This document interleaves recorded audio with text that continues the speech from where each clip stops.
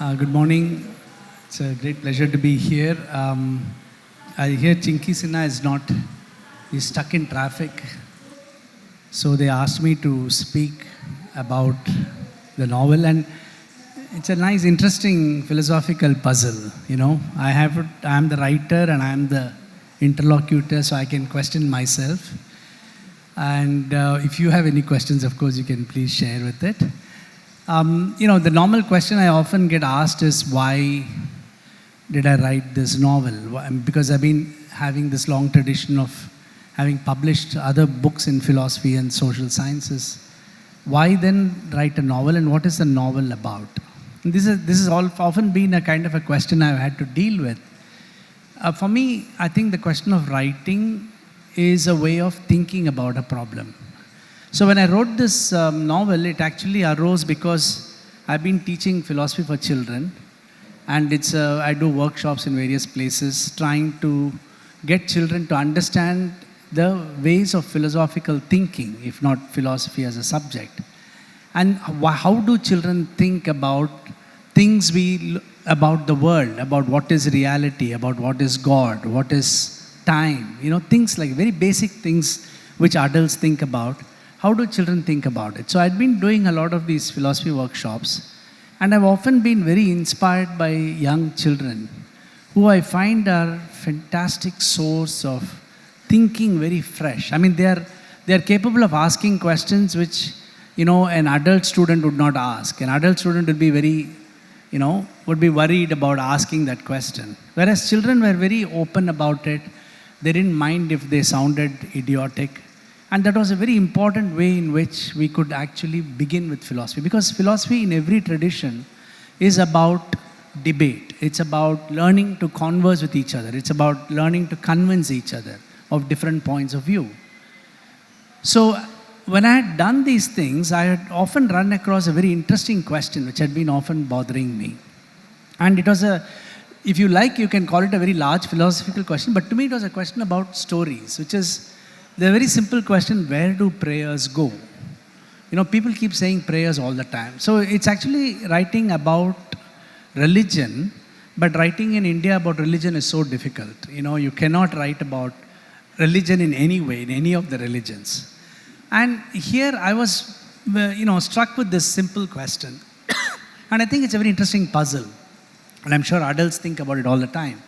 Everybody is going, people who pray are praying all the time. They pray in different, mosques, temples, church, etc. They pray inside their houses. They pray by themselves when they are alone or whatever. What is this act of prayer? Where does this prayer go? Who listens to your prayer? Who acts on your prayer? If you think about it very seriously, this is a very serious question, which I think every religious tradition has thought about. But I did not want to do that. For me, it was too difficult to write a philosophical story about that. So what I did is, I put this in the words of a child. Imagine a young girl who asks this question: where do prayers go? And a child can ask that question. A child can ask a question and say, I don't think gods exist. I think gods are lies. And, your prayers don't go anywhere. It's all you're just going on saying some words. When a child says it, it seems far more reasonable to me as a kind of an imagination. And the story in this novel is actually about a young girl. It's set in the Western Ghats of Malnad, near Agumbe and place in Karnataka. And it's a story of a girl who goes missing one day. She's on her way to school and she doesn't come back. And she goes missing. And people don't know why and what has happened to her. After 3 days, she comes back. But when she comes back, she refuses to speak. She does not utter a single word. So nobody can understand why she doesn't speak. She was a very talkative person, and suddenly she stopped completely speaking. So in trying to make sense of why she doesn't speak is really the whole question of the story. And to me, as a great fan of detective genre, where I like to see things moving, because I don't want to write a philosophy book. It is actually this mystery here is whether this girl will speak or why she doesn't speak. So the first mystery gets solved down the line when we understand that, one day on her way to the school, her grandmother, who is all the time saying prayers, it's a very small village in the midst of these huge mountains. And this girl asked the grandmother, where does your prayer go? And when the grandmother says, if you really want to know where it goes, follow my prayers. That's the title, Following a Prayer. And this girl leaves the house. She's not going to follow prayer. She just leaves the house for school. But the words, the sounds start dragging her, start seducing her. She's listening to the sounds and it takes her into the forest. It's adjoining this huge Western Ghats. It's a really, if people who have been there, you must have seen how it is. She gets drawn into that world of the forest and she gets lost. And you can imagine in the rainy season in Malnad, in Western Ghats, in very thick forest, here is a 12-year-old girl who is completely lost. She's terrified. She starts screaming for help. Nobody is there. You can't make out. You walk 10 feet, you think you're reaching somewhere, you would have gone somewhere else. And she starts calling out to her gods. She says, because after all, her grandmother keeps praying, so she calls out to Ganesha, which is their family thing. She keeps calling out to Ganesha and saying, please save me. She keeps calling out to him. And nothing happens. She just sits there for 3 nights, caught in the terrible darkness and rain. And she is totally, there's a great transformation in her. The first transformation is that religion is a lie. There are no gods. That's her view, okay? And you can see why it's very difficult for me to write that also, because I think people who believe it's important. People may believe in different levels. It's not about that. It's about this child's anger. And adults have this anger too. Sometimes when very bad things happen to them, they ask, why me? Why have I been abandoned by the divine or whatever? So this child, when she says this, she also recognizes something about language. In sitting in those 3 nights in the forest, she listens to millions of creatures, of sounds. And she suddenly realizes that not one of those creatures has something called the human language. It is language which produces gods. It's languages which produces, in her mind at that moment, lies. So she comes to this, very interesting insight, which only children can have perhaps, that all language is a lie. We use language to tell lies. That, I must say, when I wrote it, I've been working on language for a long time. I had never thought of it that way until I wrote the novel. There is something about writing fiction which was very liberating to me in that sense. And I asked the question, can we ever tell a lie if we don't have language? Is it ever possible for us to tell lies? And this is again a question which, as children, she and her sister asked this question. When she's sitting in the class, the sister knows why this has happened, and she wants her other sister to start speaking. This is a 10-year-old girl, and then she asks the question, well, do dogs lie? And she says, none of the creatures lie. I'm so sorry I got a little bit late because I thought it was at 10:30. And I spent the entire night reading your book also. so I read the book and it's very beautifully written. And I was also speaking to Urvashi Butali about the book. We came together. And interestingly, the book is also about silence, And the form that you have is also, obviously you're a philosopher, so that question is also there. But, there was one sentence that struck me, was that we are all prisoners of language. And what do you mean by that? And in the context of the novel? Okay, thank you. I'm glad you managed to come in. And it's a very nice way of entry because I was just telling them about the basics of the story. And the question about that we're all prisoners of the language. So I was just asking this question, is it possible ever to lie without language? Yeah. If we did not have language, can we ever lie? And in a sense, just in the story, the way it comes about, maybe illustrative. So this girl is in the class, she's asking the Kannada teacher. She says, can dogs speak Kannada? And the teacher says, how can dogs speak your language? He, is making fun of her. And then she says, you know, for them, she says, lying is possible only because we speak a language. So she says, dogs can never lie. So no creature in the universe can lie. Or can they lie like we lie? That's the question. So, and it's very interesting because language is the way of expressing truth. But language is also the only way of expressing lies. It is that dilemma, which, I mean, at least for this girl caught in the trauma, she stopped speaking. And I think silence, in that sense, of course, is a very deep, troubling question for me. And but I think it was that kind of, in other words, okay, in this context of the prisoners of language, it is also this very interesting aspect that we can never stop speaking. You know, and I think the power of this 12-year-old girl, and I really think so, you know, in that sense, that I wish many times people would stop speaking. Like, sometimes, why don't they just shut up, right? Here is this girl who wants to say so much and just keeps quiet. The kind of control she has, you know, Exactly. that also you mentioned. Yeah. What kind of control do we need? So, of course, you know, in very traditional, polite societies, you're always told to control your tongue, right? But here is this girl who wants to say so much, who is caught in this village, whatever life, and yet is able to say, I don't want to speak. What kind of person should you be where, you know, it's like, another example is, you know, sight is such a dominant perception. And, you know, imagine if those of us who have proper sight say, I'm not going to see the world, I'm going to close my eyes and live.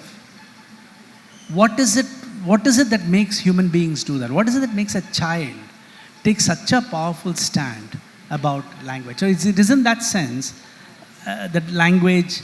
I'm also interested in this question of music and silence, right? So that's why the real thing comes. There is that mention of music. Since I came late, I thought I would introduce the novel a bit.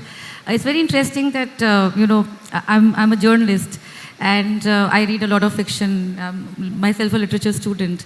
And I've always been very, you know, amused by the fact that a lot of academics look down upon literature. And on their part, journalists kind of look down upon academics. So there's this whole turf situation happening. And I'm from Outlook, and we started taking poetry and fiction because that's the only way now to tell stories. And, you know, in your novel, you know, this novel is about these three girls. Obviously, there's one main protagonist, and she willingly chooses silence over words. And the novel actually, according to me, and obviously a novel is also a reader's interpretation as well, the writer does it, is very beautifully written. And, you know, you can actually, the job of a writer is also to transport you to that place. And there is this village, and I can hear the sound of the rains, the lizards on the roof. And, you know, there are these three innocent girls. So it's also about children who you have made protagonists, because we're all so used to adults and their dilemmas, but we never really think about children. So how did you come to this question as a philosopher? And you've also talked about philosophy and literature and how the form of a novel and this pertinent question, because we're surrounded by a lot of words now, and sometimes they don't make sense. You know, there's a lot of cacophony rather than polyphony. Yeah. So I just wanted to ask you, how did you arrive at this story? You know, I think yeah, you're right. Well, let me put it this way, in the sense, I want to be somewhat polite about it. You know, I do understand that journalists don't look out, don't think... Academics shun them. Yeah, academics are also, I'm an outsider to every discipline I'm in. I even quit my jobs because I wanted to do this writing and teaching children and stuff, or bringing philosophy to the public. But I think, you know, for me at least, fiction is a very important genre. Fiction is a way I live. I'm immersed all the time in fiction. I can't sleep if I don't. I read pulp, I must confess that also. I know, I saw one video of yours. Yeah, so, but I need to read stories all the time. But I wanted to read, this is actually my third novel. You know, when I started writing in the 90s, sitting in Bangalore, we had no access and nobody would even reply to mail. So I just let it go. I didn't know what to do. What do you do as a writer? If publishers don't reply. And those days, you had one publisher like Penguin and stuff. And then I went on with my, professional life. And I like writing. I think a lot of my philosophical writing is also influenced by my literary sensibilities. I like to tell it like a story. I want to engage you as a reader. I'm not interested in talking about myself or what my thoughts are. I want to talk to you.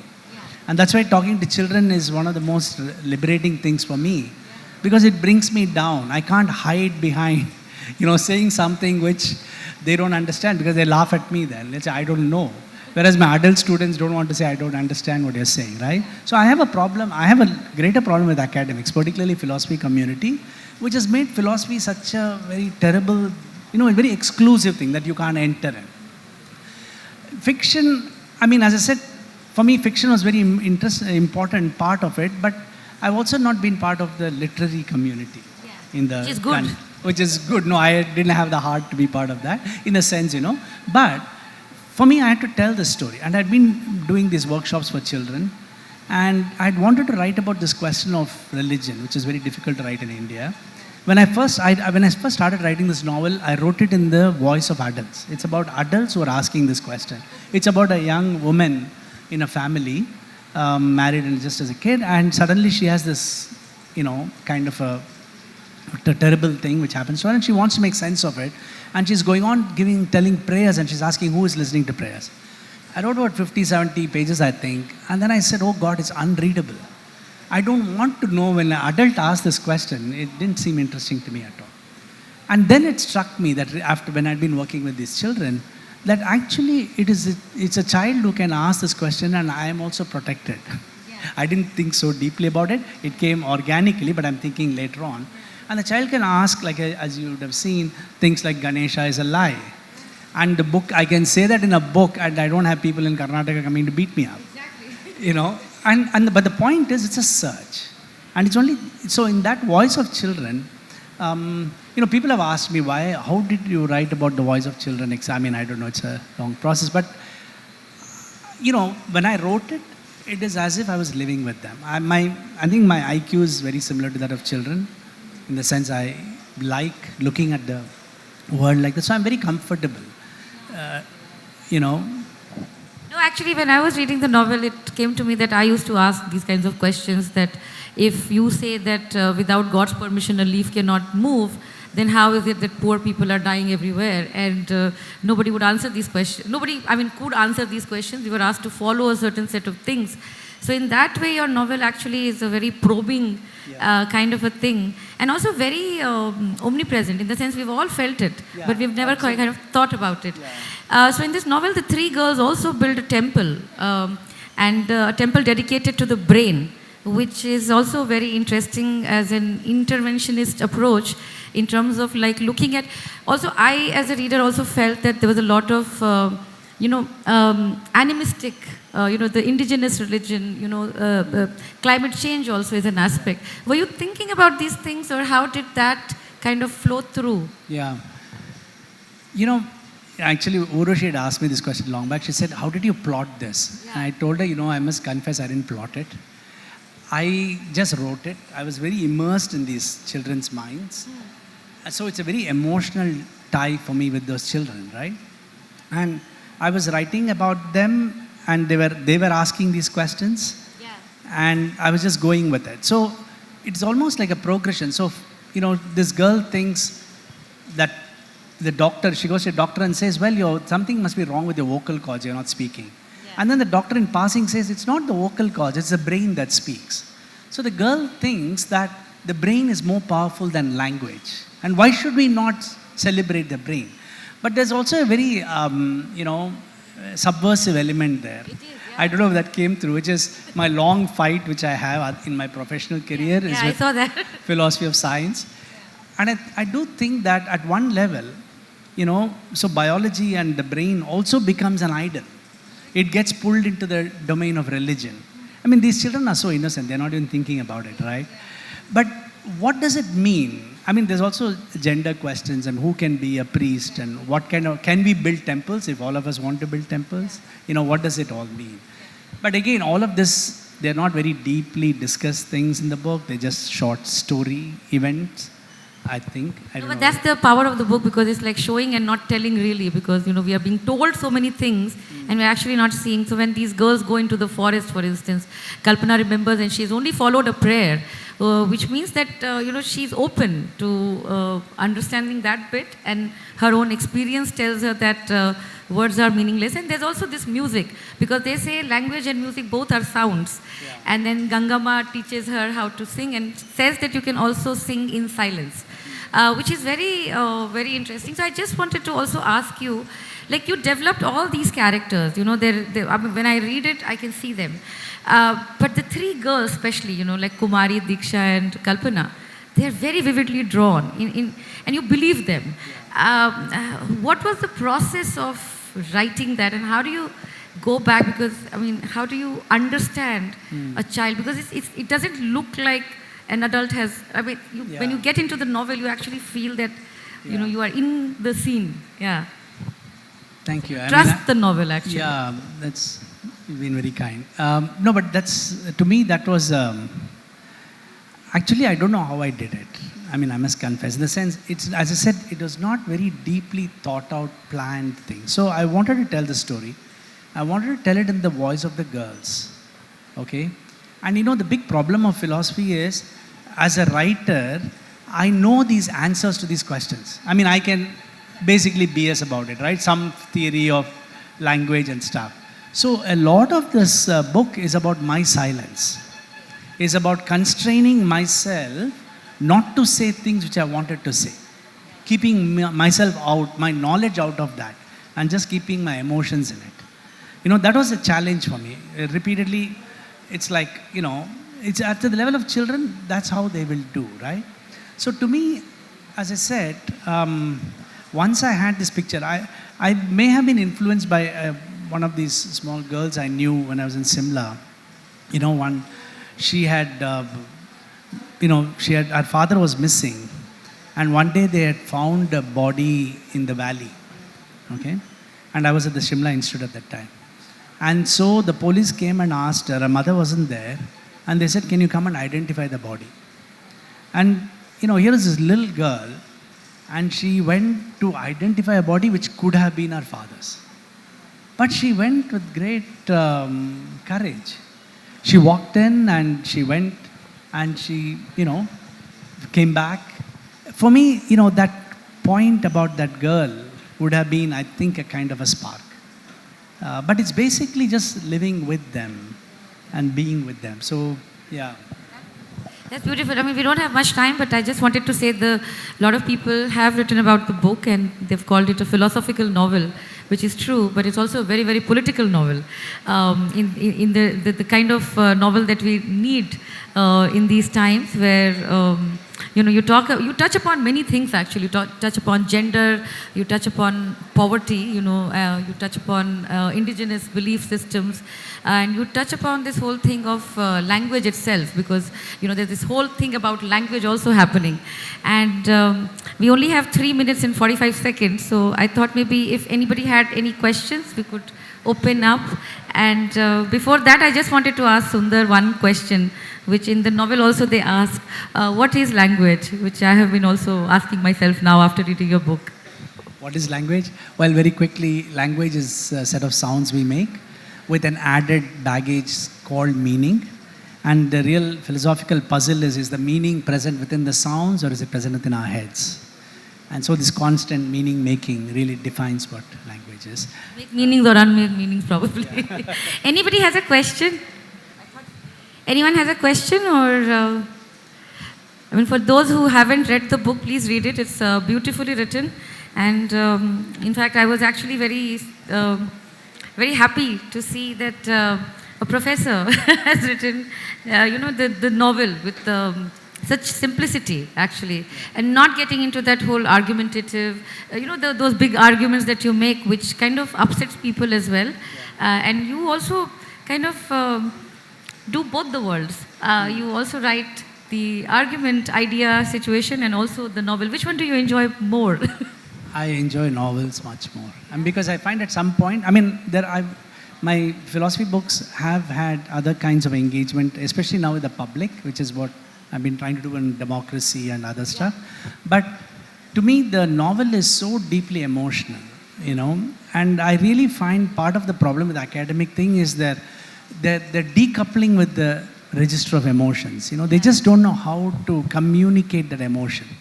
And I think in some sense, a lot of literature has also become too much invested in emotional things. So I've often asked the question, why can't you have stories which is about the lived world? I mean, when I first wrote it and people said, well, this is about children don't think like this. I said, no, you just come with me to one of the workshops and sit. Yeah. You will see. And what is it to write a story? How do we write a story of the thinking world? Because all of us are invested so deeply in thinking. Yes. Right?